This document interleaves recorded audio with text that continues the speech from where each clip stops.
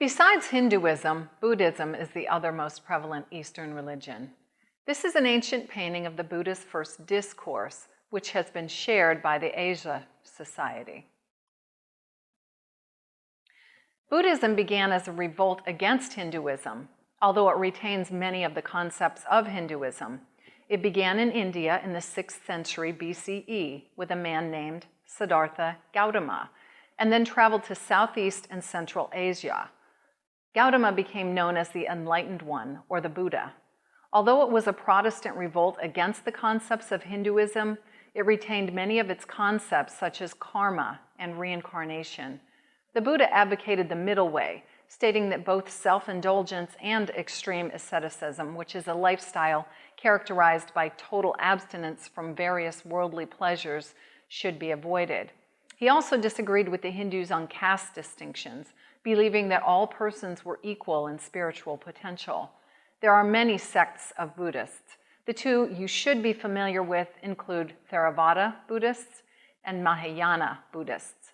Theravada Buddhism is more of a philosophy of life rather than a religion, since it places little emphasis on deities or gods. It is instead a spiritual philosophy and system of ethics. The goal is to achieve nirvana, or a state of calm insight, which is reached when one perfects Buddha's teachings. In Mahayana Buddhism, Buddha is often deified and his truth is known as Dharma.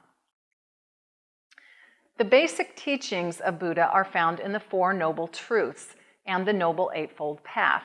The Four Noble Truths include the noble truth of suffering, the concept that suffering is part of living, the noble truth of the cause of suffering, which states that suffering is caused by a person's cravings for life due to attachments to pleasure, wealth, and power, which then causes rebirth, the noble truth of the cessation of suffering, which is when one no longer suffers because all cravings have been extinguished, and the noble truth to the path leading to the cessation of suffering, which is the Eightfold Path. This photo, by the way, is of the Vairashya in Bodh Gaya, India, where Gautama is said to have sat under a tree where he became enlightened. The Noble Eightfold Path is considered to be the middle way between the search for happiness through the pursuit of pleasure and the search for happiness through self-mortification and asceticism. By following this path, right view, right thought, right speech, right action, right livelihood, right effort, right mindfulness, and right concentration, craving is extinguished and deliverance from suffering ensues. The Buddhist Wheel of Law is the symbol of the Noble Eightfold Path. The third and fourth phases of the Eightfold Path, right speech and right action, have been extended into a practical code of conduct known as the 5 precepts. These are, number 1, abstain from the taking of life. Number 2, abstain from the taking of what is not given. Number 3, abstain from all illegal sexual pleasures. Number 4, abstain from the consumption of intoxicants because they tend to cloud the mind.